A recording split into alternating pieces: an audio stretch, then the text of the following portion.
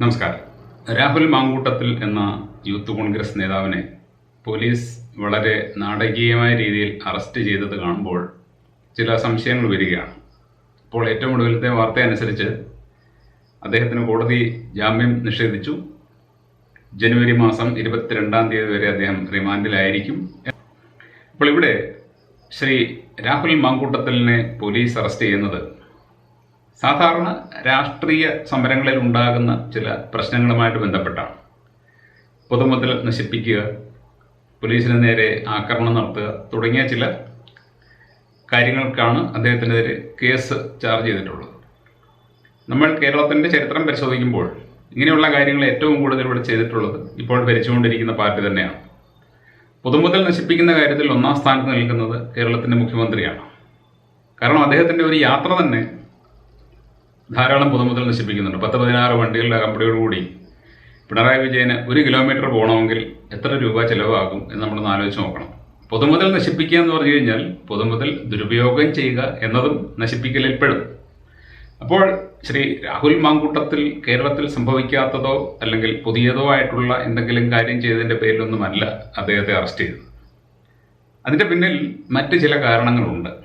അപ്പോൾ ഇവിടെ ആ കാരണങ്ങൾ എന്തൊക്കെയാകും എന്ന ഒരു അനുമാനം മാത്രമാണ് ഞാൻ നടത്തുന്നത്. ഇത് പൂർണ്ണമായും എൻ്റെ അനുമാനമാണ്. 3 സാധ്യതകളാണ് ഞാൻ കാണുന്നത്. ഒന്നാമത്തെ സാധ്യത ആരെങ്കിലും സമ്മതിക്കുമോ എന്നെനിക്ക് അറിഞ്ഞുകൂടാ. അതായത് രാഹുൽ മാങ്കൂട്ടത്തിൽ കോൺഗ്രസിൽ വളർന്നു വരുന്ന ഒരു നേതാവാണ്. അദ്ദേഹം അടുത്ത കാലത്തായിട്ട് വളരെ പെട്ടെന്ന് മാധ്യമ ശ്രദ്ധ പിടിച്ചു പറ്റി. കേരളത്തിലെ ജനങ്ങൾ മുഴുവൻ അദ്ദേഹത്തെ ഇപ്പോൾ അറിയുന്നുണ്ട്. അതിൻ്റെ എല്ലാം കാരണം അദ്ദേഹത്തിൻ്റെ ചില പ്രവർത്തന രീതികളാണ്. അപ്പോൾ രാഹുൽ മാങ്കൂട്ടത്തിന് കോൺഗ്രസിൻ്റെ നേതൃനിരയിലേക്ക് വളരെ പെട്ടെന്ന് വരണമെന്നൊരു ആഗ്രഹമുണ്ട്. അതിനുള്ള വഴികൾ അദ്ദേഹം തേടുന്നുണ്ട്. ഇതും അങ്ങനെയൊന്നാണോ എന്ന് എനിക്ക് സംശയമുണ്ട്. അതായത് അദ്ദേഹം തന്നെ മുഖ്യമന്ത്രിയെ വിളിച്ച് തന്നെ അറസ്റ്റ് ചെയ്യുന്നെങ്കിൽ ഈ രീതിയിൽ അറസ്റ്റ് ചെയ്യണം, അത് മാധ്യമ വാർത്തകളിൽ ഇടം പിടിക്കണം, എല്ലാ ആൾക്കാരും എൻ്റെ ഈ അറസ്റ്റ് ചർച്ച ചെയ്യണം എന്നൊക്കെ അദ്ദേഹം തന്നെ അങ്ങോട്ട് ആവശ്യപ്പെട്ടതിൻ്റെ പേരിൽ ഇത്തരത്തിൽ പോലീസിനെ അവിടെ വെളുപ്പാങ്കാലത്ത് അയച്ച് വളരെ നാടകീയമായിട്ട് അദ്ദേഹത്തെ അറസ്റ്റ് ചെയ്ത് കൊണ്ടുപോയതാണ് എന്ന് ന്യായമായിട്ടും രാഷ്ട്രീയ വേദിയിൽ വളരെ പെട്ടെന്ന് വളരാൻ ആഗ്രഹിക്കുന്ന ആൾക്കാർ ഏതൊക്കെ വഴികളാണ് അതിന് അവലംബിക്കുന്നത് എന്ന് നമ്മൾ പരിഗണിക്കുമ്പോൾ ഒരു സാധ്യതയുണ്ട്. രാഷ്ട്രീയക്കാർ പുറമേ അങ്ങോട്ടും ഇങ്ങോട്ടുമൊക്കെ ശത്രുക്കളാണെങ്കിലും അവർ തമ്മിലുള്ള അന്തർധാര വളരെയധികം വ്യത്യസ്തമാണ്. നമ്മൾ കരുതുന്നത് പോലെയൊന്നുമല്ല. ജനങ്ങളുടെ മുമ്പിൽ മാത്രമേ ഉള്ളൂ ഭരണപക്ഷവും പ്രതിപക്ഷവും. യഥാർത്ഥത്തിൽ എല്ലാ കാര്യങ്ങളിലും സംയുക്തമായിട്ടാണ് അവർ തീരുമാനമെടുക്കുന്നത്. പക്ഷേ ജനങ്ങളുടെ മുമ്പിൽ തങ്ങൾ ശത്രുക്കളായിട്ട് നിൽക്കണം എന്നവർക്ക് നിർബന്ധമുണ്ട്. അപ്പോൾ എൻ്റെ ഒന്നാമത്തെ സംശയം ശ്രീ രാഹുൽ മാങ്കൂട്ടത്തിൻ്റെ തന്നെ താല്പര്യത്തിനനുസരിച്ച് പോലീസ് ചെയ്ത ഒരു പ്രവൃത്തിയാണ്, അല്ലെങ്കിൽ ഇവിടുത്തെ സർക്കാർ അദ്ദേഹത്തിന് ചെയ്തു കൊടുത്ത ഒരു സേവനമാണ് അതെന്ന് ഞാൻ സംശയിക്കുന്നു.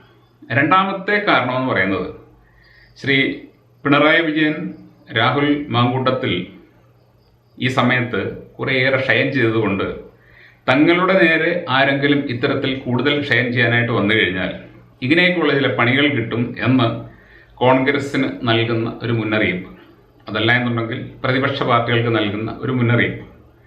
അങ്ങനെയാണെങ്കിൽ പോലും അദ്ദേഹം അതിനുവേണ്ടിയാണ് അത് ചെയ്തെങ്കിൽ പോലും ഈ ഒരു സംഭവത്തിലൂടെ രാഹുൽ മാങ്കൂട്ടത്തിലിന് വൻ മൈലേജ് കിട്ടിയിരിക്കുകയാണ്. അദ്ദേഹത്തെ ഇപ്പോൾ കേരളത്തിലെ എല്ലാ വ്യക്തികളും അങ്ങനെ ഒരു നേതാവുണ്ട് എന്ന് നേരത്തെ അറിയാതിരുന്ന ആൾക്കാർ പോലും ഇപ്പോൾ ഇങ്ങനെ ഒരു മനുഷ്യനുണ്ട് എന്നറിഞ്ഞിരിക്കുകയാണ്. അപ്പോൾ ഈ ഒരു സംഭവം ഒന്നാമത്തെ അനുമാനം വെച്ചും രണ്ടാമത്തെ അനുമാനം വെച്ചും രാഹുൽ മാങ്കൂട്ടത്തിന് തന്നെയാണ് ഗുണം ചെയ്യുന്നത്, അല്ലാതെ CPM-നല്ല. CPM അത് 2 കാര്യം കൊണ്ട് ചെയ്താലും, അതായത് മനഃപൂർവ്വം അദ്ദേഹത്തെ സഹായിക്കാൻ വേണ്ടി ചെയ്താലും മനഃപൂർവ്വം ദ്രോഹിക്കാൻ ചെയ്താലും ശരി, രണ്ടിൻ്റെയും പരിണിത ഫലം എന്ന് പറയുന്നത് രാഹുൽ മാങ്കൂട്ടത്തിലിൻ്റെ വളർച്ച തന്നെയാണ്. ഇനി മൂന്നാമതൊരു സാധ്യതയുണ്ട്. ഈ സാധ്യതയ്ക്കാണ് ഞാൻ ഏറ്റവും കൂടുതൽ പ്രാധാന്യം കൊടുക്കുന്നത്. അതായത് താഴ്ന്നുകൊണ്ടിരിക്കുന്ന അല്ലെങ്കിൽ മുങ്ങിക്കൊണ്ടിരിക്കുന്ന ഒരു കപ്പലാണ് കേരളം എന്ന സംസ്ഥാനം. അതിൻ്റെ കപ്പിത്താനാണ് ശ്രീ പിണറായി വിജയൻ. അദ്ദേഹം ഭരിച്ച് ഈ കപ്പൽ ഏതാണ്ട് പകുതിയിലേറെ മുങ്ങി താഴ്ന്നു കഴിഞ്ഞിരിക്കുകയാണ്. ഓരോ മാസവും മുമ്പോട്ട് തള്ളി നീക്കാനായിട്ട് ഈ സർക്കാർ കിടന്ന് പെടാപ്പാട് പെടുകയാണ്.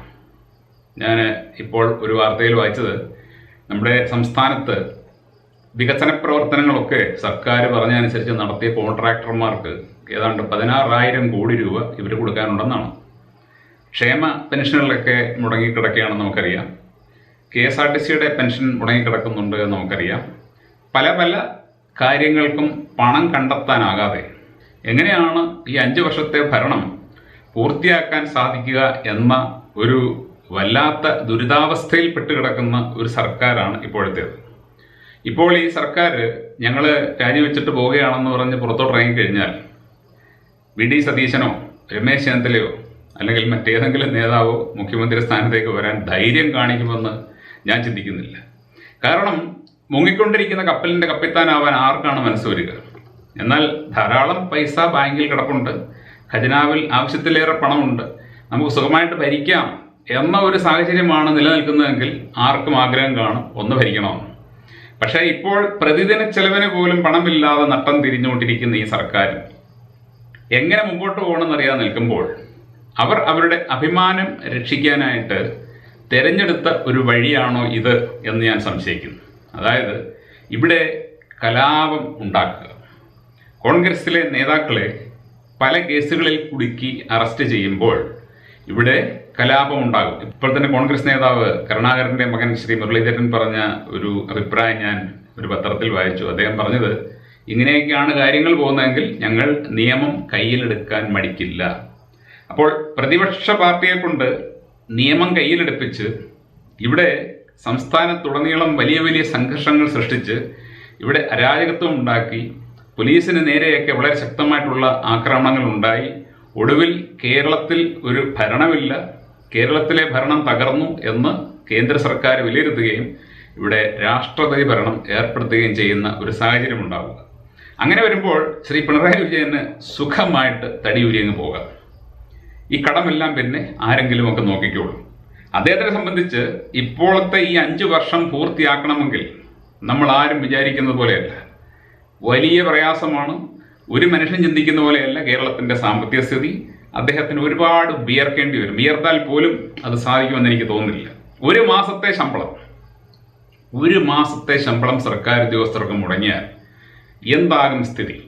ഒരു മാസത്തെ ശമ്പളം ഇവിടുത്തെ പോലീസിന് മുടങ്ങിയാൽ എന്തായിരിക്കും സ്ഥിതി എന്ന് നിങ്ങളൊന്ന് ആലോചിച്ച് നോക്കണം.